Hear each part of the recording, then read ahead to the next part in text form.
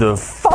Le ramadan n'a pas débuté depuis une semaine que ce que vous redoutiez le plus est déjà en train de se produire. Votre masse musculaire, acquise au gré d'efforts colossaux au cours des 11 derniers mois, est en train de fondre comme neige au soleil. En l'espace d'à peine une semaine, vos bras ont rapetissé comme pas possible, vos pecs tirent la tronche et vos abdominaux ressemblent désormais à une tablette de chocolat fondu. Pire, vous aimeriez vous réconforter en vous disant que grâce à la restriction calorique imposée par le jeûne, vous avez perdu de la graisse, mais même pas.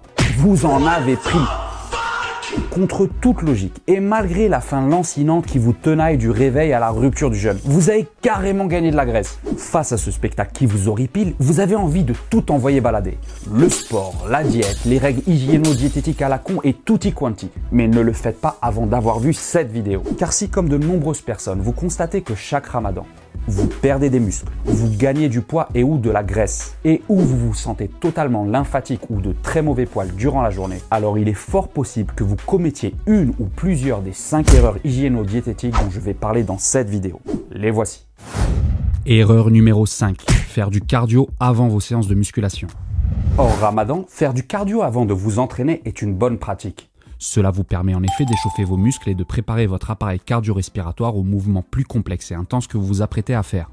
En revanche, durant le ramadan, passer 15 à 20 minutes sur le tapis ou le vélo de course avant vos séances de musculation n'est pas une très bonne idée. Du fait du jeûne, vos réserves énergétiques sont en effet considérablement amoindries et vous devez allouer prioritairement l'énergie que vous avez aux exercices qui vont vous permettre de conserver votre masse musculaire. Ceci est encore plus vrai si vous jeûnez plus de 16 heures par jour, ce qui est le cas lorsque le ramadan tombe les mois d'été. Lorsque la fenêtre de réalimentation est très courte, vous n'avez en effet même pas assez de temps pour renflouer complètement vos réserves de glycogène après la rupture du jeûne, ce qui rend le cardio d'avant-entraînement encore plus inutilement taxant et contre-productif pour vous. À la place, je vous recommande donc ceci. De zapper la case échauffement sur l'elliptique, le vélo ou le tapis de course lorsque vous jeûnez. De privilégier un maximum les exercices polyarticulaires comme les développés, les tractions, les squats, les soulevés de terre et les tirages, car ces exercices engagent un très grand nombre de muscles. 3. Enfin, d'effectuer un échauffement global de 3 à 5 minutes maximum, suivi directement d'un échauffement spécifique sur le ou les mouvements que vous avez prévu de faire à la salle ce jour-là. Par exemple, si vous avez prévu de faire du développé couché, incliné ou épaule, commencez par bien échauffer vos épaules en effectuant quelques rotations externes au câble, puis poursuivez votre échauffement en effectuant quelques séries de développés barre à vide, puis avec des charges très légères que vous augmenterez progressivement jusqu'à atteindre votre charge de travail. Quant à celles et ceux d'entre vous qui voudraient malgré tout continuer à faire du cardio par désir de brûler de la masse grasse, n'oubliez pas que comme je l'ai dit dans cette vidéo, faire du cardio n'est pas le meilleur moyen de brûler de la graisse. Si vous voulez perdre de la masse grasse, mieux vaut que vous remplaciez certaines de vos séances de muscu par du HIIT et surtout que vous mangiez mieux. À la rigueur, placez vos exercices de cardio à la fin de vos séances de muscu s'il vous reste du temps et de l'énergie, ou mieux encore, lors de vos journées de repos. Erreur numéro 4. Maintenir votre volume d'entraînement habituel, mais réduire l'intensité de vos séances. Une deuxième erreur que j'observe souvent chez les pratiquants de musculation durant le ramadan, c'est de maintenir un volume d'entraînement similaire à l'accoutumée, mais de réduire délibérément l'intensité de leurs séances.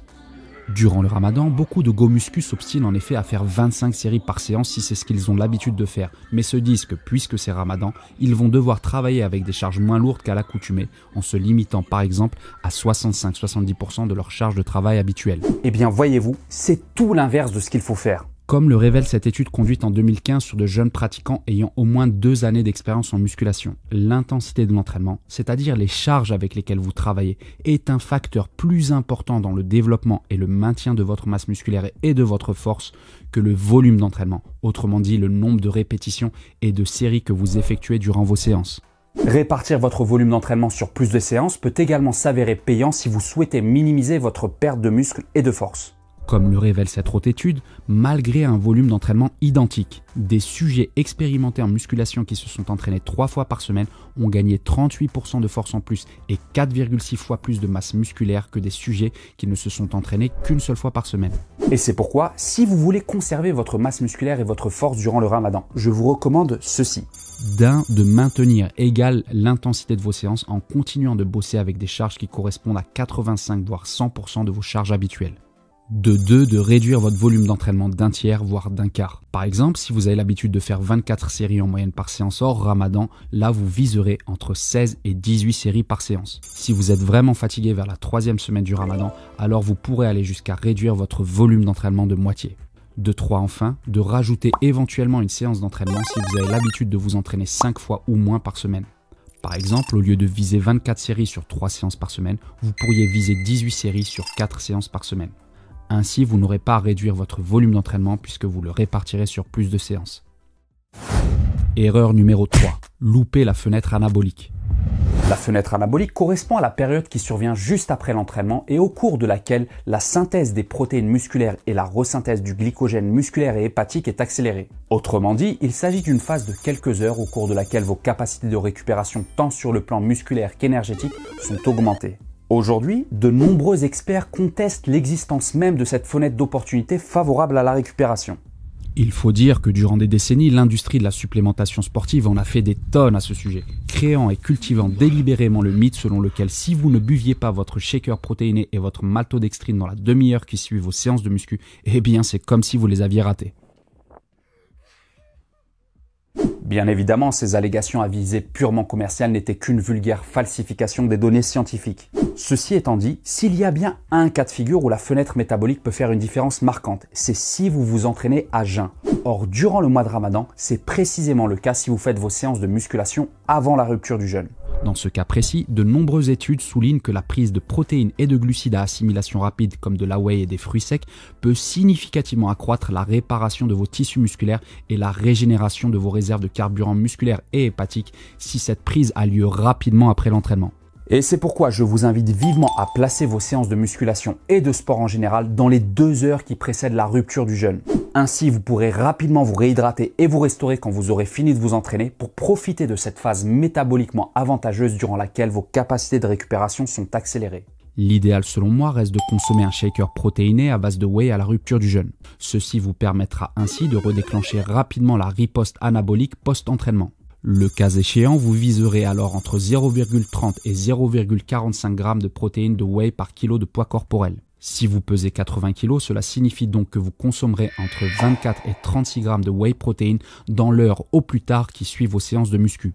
Vous y ajouterez quelques fruits secs comme des dattes, des figues séchées ou des abricots secs. Car en plus de vous fournir de précieux micronutriments comme des vitamines B et du potassium, ces fruits riches en sucre simple vous permettront de recharger rapidement vos réserves de glycogène, ce qui accélérera du coup votre processus de récupération sur le plan énergétique.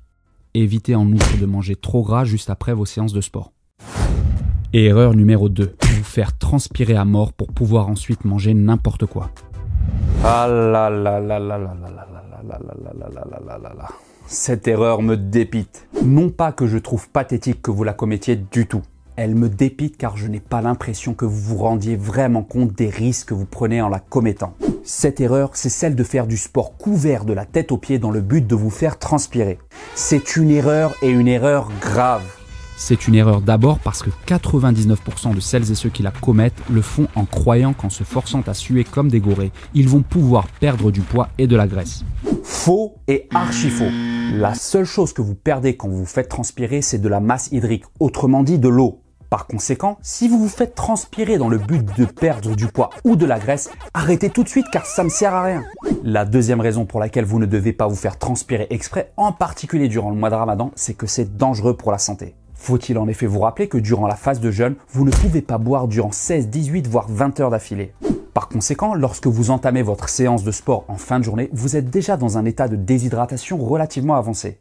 En plus d'altérer vos performances sportives, cet état de déshydratation représente un risque important pour votre santé, a fortiori si vous avez la très mauvaise idée de vous déguiser en sauna ambulant pour vous forcer à transpirer. En vous entraînant déshydraté et habillé comme un alpiniste, vous vous exposez à 3 dangers potentiellement mortels. Le premier, c'est l'hyponatrémie. C'est un trouble électrolytique qui se caractérise par une diminution excessive de vos taux de sodium sanguin. Dans sa forme la plus aiguë, une hyponatrémie causée par une transpiration excessive peut conduire à des troubles de la conscience et des crises convulsives qui peuvent mener au décès. Le second danger qui menace votre santé si vous transpirez trop lorsque vous faites du sport, en particulier durant le Ramadan, c'est la rhabdomyolyse. Lorsque vos muscles squelettiques sont victimes d'un catabolisme exagéré suite à un effort trop intense, les cellules de vos muscles peuvent exploser et libérer leur contenu dans votre circulation sanguine. Un des sous-produits que ces cellules libèrent, c'est la myoglobine, une molécule toxique pour vos reins et qui peut entraîner une insuffisance rénale sévère si ses concentrations dans votre sang augmentent brutalement. Et c'est ainsi que cette rhabdomyolyse dite d'effort peut alors engager votre pronostic vital. Parmi les facteurs aggravants de ce syndrome, on retrouve une triade qui se combine hélas assez souvent durant le mois de Ramadan. D'un, il y a le fait de s'entraîner trop intensivement sans y être préparé. De deux, il y a le fait de s'entraîner dans un environnement chaud et humide, ce qui est le cas lorsque le Ramadan tombe les mois d'été. Et de trois, enfin, il y a le fait de s'entraîner en étant déshydraté, ce qui est le cas lorsque l'on s'entraîne à jeun. Combinés, ces trois facteurs accroissent significativement les risques de rhabdomyolyse d'effort. Enfin, le troisième danger que représente une transpiration forcée, c'est l'arrêt cardiaque. Quand vous transpirez beaucoup, vos taux de potassium et de magnésium plasmatique diminuent. S'ils atteignent un niveau critique, ce peut être la mort subite par arrêt cardiaque. Et c'est pourquoi je vous conseille, de la manière la plus solennelle et véhémente possible, de ne surtout pas vous forcer à transpirer lorsque vous faites du sport, a fortiori durant le mois de Ramadan, où le jeûne vous impose une restriction en eau et en énergie qui vous expose à des risques accrus de malaise en tout genre. Erreur numéro 1, vous remplir au lieu de vous nourrir. Cette erreur hygiéno-diététique ramadanesque est probablement la plus courante et c'est pourquoi je la place en premier. Elle consiste à vous remplir au lieu de vous nourrir une fois le jeûne de la journée terminé. Par remplir, j'entends qu'au lieu de continuer à manger de manière saine et équilibrée, vous profitez de ce mois sacré pour vous relâcher complètement au niveau alimentaire. Si vous ne voulez pas fondre musculairement et devenir gras, je vous le déconseille. Vous devez conserver une certaine rigueur au niveau alimentaire. Comme vous le savez, le Ramadan dure près d'un mois. Or, si tous les efforts que vous avez faits durant les 11 autres mois de l'année comptent pour vous, je ne pense pas qu'il soit avisé de vous laisser complètement aller durant 29 à 30 jours d'affilée. Voici en ce sens quelques conseils nutritionnels pour minimiser l'impact du Ramadan sur votre tour de biceps et votre tour de taille. Conseil numéro 1, mangez stratégiquement. Pour ménager votre composition corporelle tout en continuant à vous faire plaisir, mangez stratégiquement. À la rupture du jeûne, si vous avez très faim, commencez par manger des aliments sains et rassasiants. Ces aliments vont en effet vous permettre de vous précaler, vous évitant ainsi de trop consommer de sucreries et de mets raffinés, beaucoup plus caloriques et donc moins intéressants d'un point de vue nutritionnel. Par exemple, commencez par boire 1 à 2 bols de soupe, mangez 1 ou 2 œufs durs, si vous le digérez bien, buvez à la rigueur un grand verre de lait, puis ajoutez une petite poignée de fruits secs comme des dattes, des figues séchées ou des abricots secs. Si vous venez de vous entraîner et que le contexte du repas vous le permet, consommez également un shaker protéiné à base de whey et de fruits. À partir du moment où vous vous êtes précalé avec ces aliments sains et nutritifs, alors vous pouvez vous faire plaisir en consommant, sans exagérer, les mets sucrés et ou salés qui vous font tant saliver. Le fait de placer ces plaisirs gustatifs vers la fin de votre repas va ainsi vous permettre de moins en manger, mais de vous faire quand même plaisir.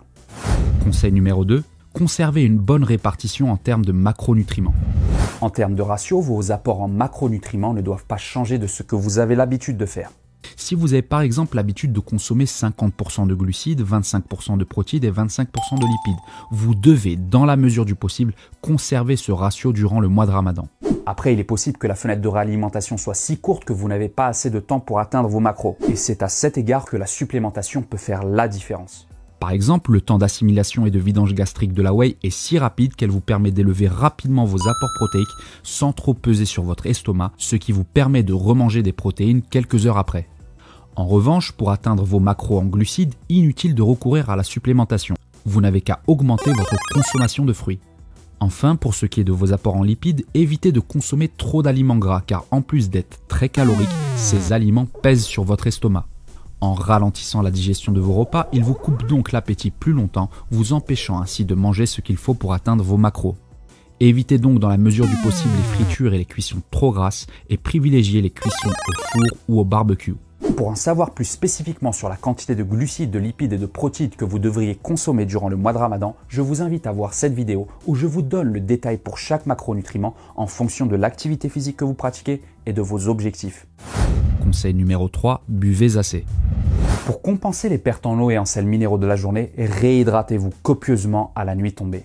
Pour calculer votre consommation idéale d'eau, vous devez multiplier votre poids corporel en kilos par 0,033. Par exemple, si vous pesez 80 kg, vous devriez viser 2,7 litres d'eau après la rupture du jeûne. Attention, ce résultat n'inclut pas l'eau présente dans les aliments que vous mangez, comme l'eau de la soupe et des fruits que vous consommez. Bien entendu, vous pouvez élever ce chiffre s'il fait chaud et que vous avez beaucoup transpiré. De préférence, optez pour une eau richement minéralisée.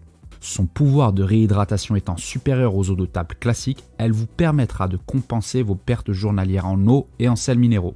Vous pouvez considérer qu'une eau est richement minéralisée quand elle contient au minimum 40 mg de calcium, 30 mg de magnésium et 300 mg de bicarbonate par litre. Voici un récapitulatif des 5 erreurs hygiéno-diététiques à éviter durant ce mois de Ramadan.